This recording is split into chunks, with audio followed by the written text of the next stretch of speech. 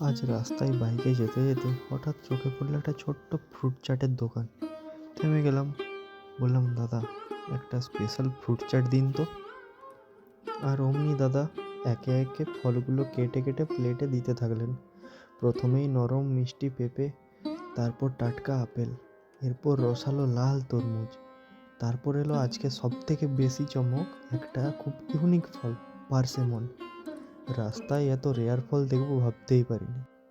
তারপর সোনালি আনারস, আর সাথে দাদার special stock black strawberry Apple. সবশেষে যোগ করলেন আমাদের সবার চেনা কলা। এত রঙের মেলায় প্লেটটা যেন একদম উৎসব। তারপর ওপর থেকে ছড়িয়ে দিল মঙ্গল গ্রহের বেদানা। না না, মজা করছি, এটা আমাদের পৃথিবীরই বেদানা। এরপর ওপর থেকে ছড়িয়ে দিলেন মিষ্টি মধু, আর তারপরে সেই বিখ্যাত চাট মশলা।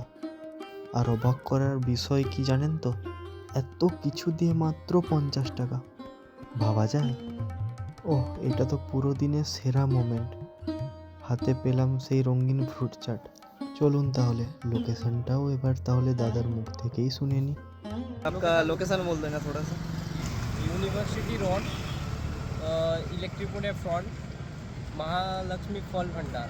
ठीक है। তোমরা যদি কখনো এমন দোকান দেখো, থেমে একবার ট্রাই করেই নিও।